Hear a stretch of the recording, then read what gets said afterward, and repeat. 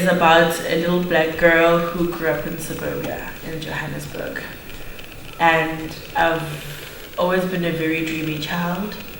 So I'd always wake up with a dream in the morning and tell my family this is going to happen. Obviously they'd think I watch too much TV, you know. After that happened for me, I started realizing I was getting sick at school, and I was born an athlete. There was no track I didn't run, no ball I didn't throw or kick or catch. And I was really good at it. So me being sick was weird because why am I sick? Until one doctor came to me and asked me if I've ever seen a traditional healer before. And I found it very interesting to have this modern doctor ask me if I've spoken to a traditional healer. And that's when my dad sent me to go get a reading. And this person told me I had a calling. I went to go heed my calling in Mpumalanga. And I found my gobela, my teacher, via the lady who I went to go see, because shortly before that, I came back home from school and my body would say you're going to sleep. But my mind would tell me otherwise, like you're not going to sleep. Every night, at a certain time of the evening, I'd wake up and I'd be in a trance. As an untrained person, that's not allowed. Like that's almost taboo. Like how are you ahead of your teachings? My parents were freaked out. They didn't know what to do with me, so they sent me to the sangoma. And that's initially how I got into the practice. 6 months later, I graduate from the sangoma. I'm 19 years old. I just got out of school where I was studying sports management. I'm back now in this hut, filled with medicine. There's a bag of bones in front of me. Okay, what do I do? But somehow I had a very progressive energy about me that didn't allow me to stay, you know, without the knowledge. And I made a drag and drop website and I filled it with all my thoughts and my information. And I'm the sangoma who tends to twang, or I speak in a hip-hop language. You know, like, and the beauty about our practice is that, or the difference and the irony behind it is that when you go to a doctor, you get there, you're like, I've got a pain and an ache and it's like, and then the doctor touches you here and there and prescribes medicine. Likewise with the psychologist. You get there, you tell them all your problems, and then at the end they like draw a conclusion, like according to the books I've read, and this is what's going on with you. And then the contrast is when you get into my practice, you sit there and you wait for me to tell you about you. And that's what I didn't understand, is how we're basically doing the same work, but when it comes to me, you get there closed-lipped and you want me to tell you about you. The difference between me before my calling and after the thwasa is the management of self.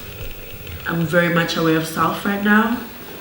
I feel like had I not become a sangoma at the time I did, I'd probably be dead or gravely ill. The reason I say this is because as a child, as a teenager, you have a lot of energy that you don't know necessarily how to exercise and what to do with it. So you're going to take it any place where everyone else is. So if everyone is partying, that's where you're going to go. If we're drinking, sex, drugs, that's where you're going to go. Because you don't understand the energy you have. It says do. You don't know the what to do or the how to do it.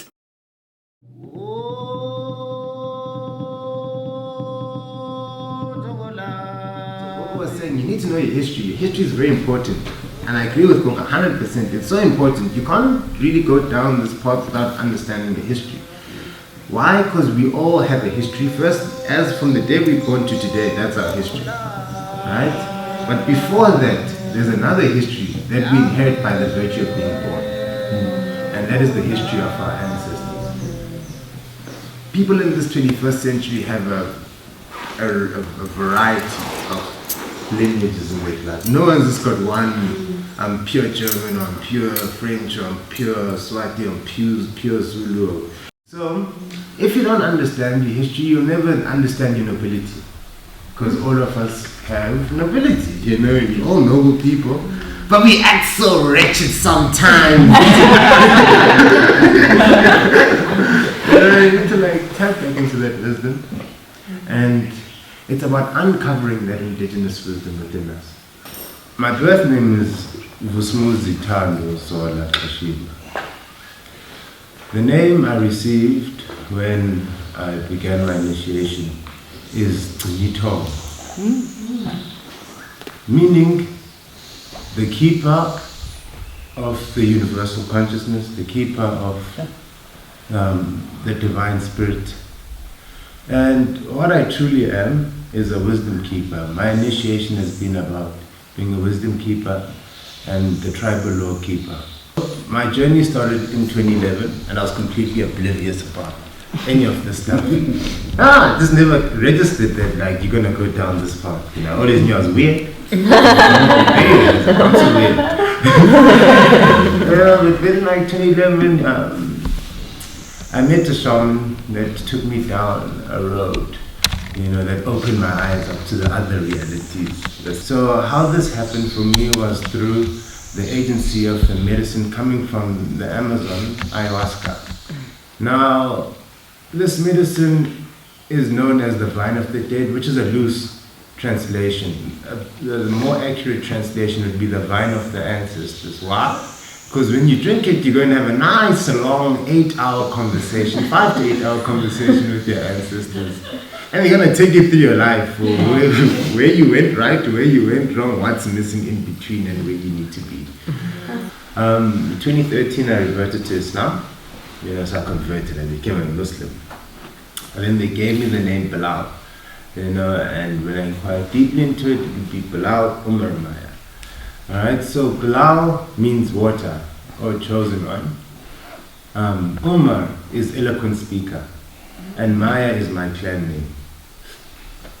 So I practiced as a Muslim. I was a diligent, disciplined Muslim, did pilgrimages around the country, different mosques, worked with different communities. I did that for 3 years. Then I got to 2015 and I was like, this is still not working for me. Like, the ancestors are on my back. Like, you see this Muslim thing of yours? Nah, that's not gonna cut it. We need you back. And I was like, no, leave me alone. I'm not going there. Right? So what did I do? I ran to the Buddhists. I was like, Buddhists, my friends. You guys have the universal, the Arabic and everything. I'm going there, right? We did some medicine Buddha, you know, a little bit of Chinese practice. But yes. And then the back pains, they're like, so the back pains is a specific point. Those are my down lineages, ancestors poking me like, still in the wrong place. You need to come home. I had a very interesting thwasa process, you know, it wasn't like, most of them are very harsh and like, I had freedom.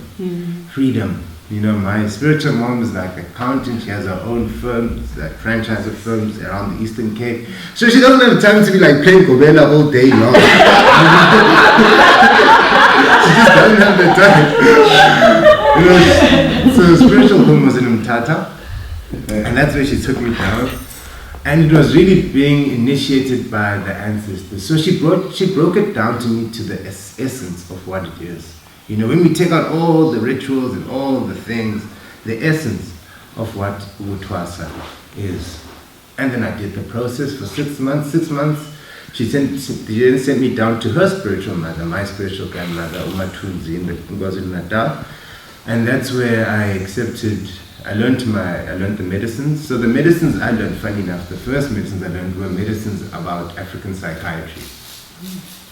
Now there's like hundreds, it's like extensive, the amounts of plants we use for psychiatry within our system.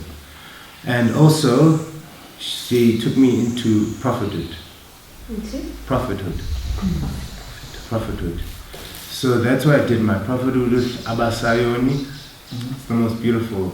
It's very beautiful because it's not like these long, lengthy speeches about, and Jesus said, and Moses said, and David is gonna come and get you. It's like, dude, let's get into the spirit, you know, let's sing, dance, clap, and then like at the end, around 10-20 minutes, prayer, a little opening of the Bible, reading from it, and then close, and we're done.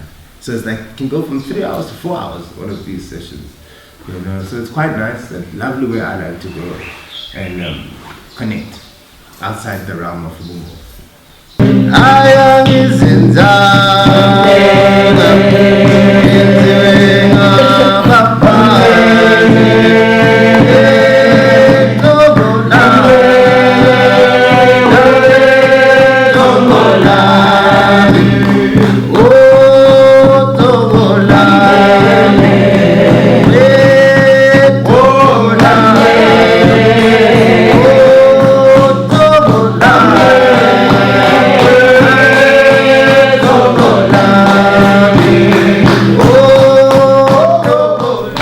Squatter camp.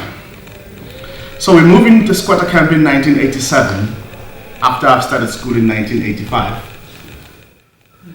So it was the time of sabotage strategies in South Africa.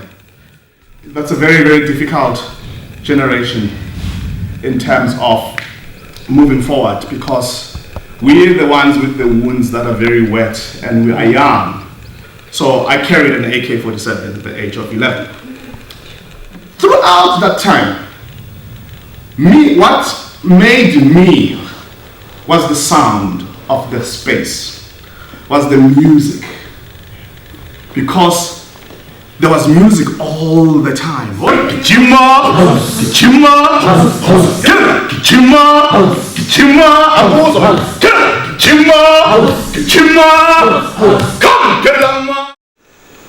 When I am dehumanized all the time, when I'm experiencing all this shit all the time, non-stop, what do I do with myself? In a true South African spirit, we sing and we dance. The rhythm on an R5 assault rifle, I knew how it sounds like. I knew that it had a dual sound. A sound it makes when the striking pin hits the bullet and when the bullet leaves the barrel.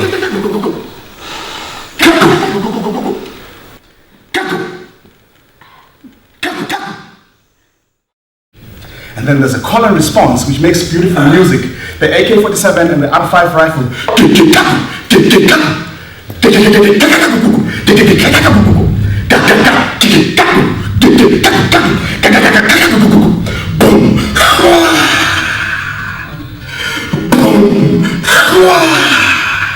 When you hear that sound, you know that the police are around.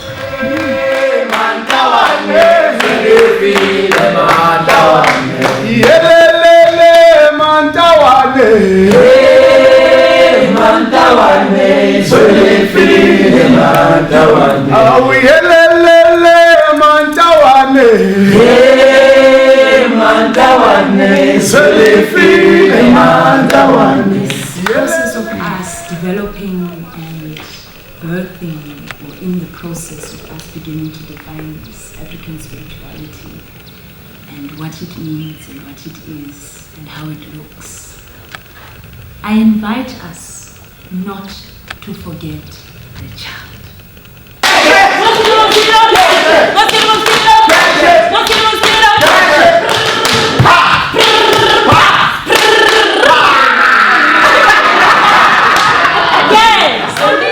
Unfortunately, often we forget that the child also grieves, also holds pain, also goes through processes that are difficult.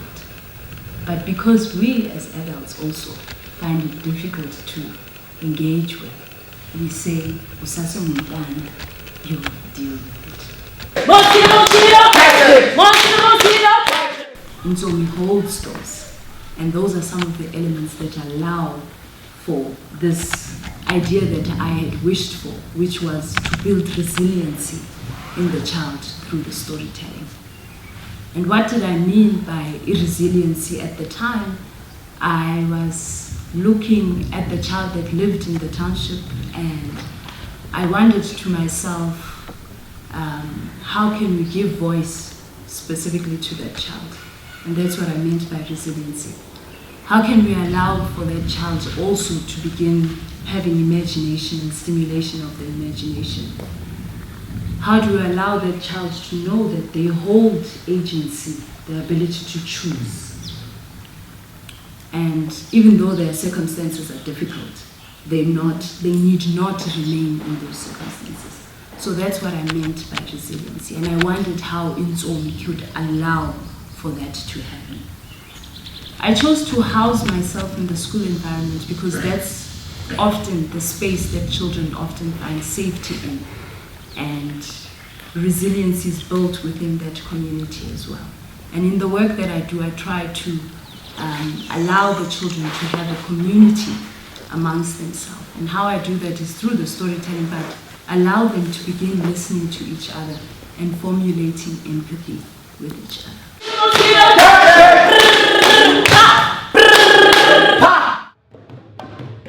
So essentially, it was about bringing two worlds that seem so far apart from each other, but I actually think they actually belong. There are similarities and there are connections. And it was about also studying and reading a lot of drama therapy stuff, but there was not enough literature about my own reality, and trying to then start to generate that. Umkitu, which is a practice that traditional healers usually use within the initiation. There's different purposes and different intentions why one would actually start to stand.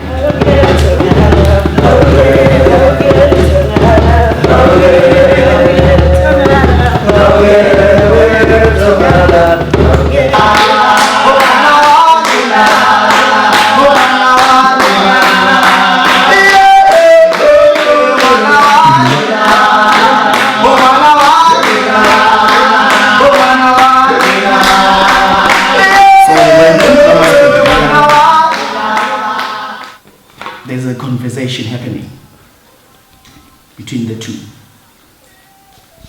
When we play together, there's a conversation happening because we send our thoughts and the feelings to the drum, like gu, pata, gu, pata, pete, gudu, pata, pete, pa, gudu, pa, pa, pa, tiki, pa, pa, pa, pa, pa, pa, pe. Kutu kupapa, tukutuku pe, kutuku pe,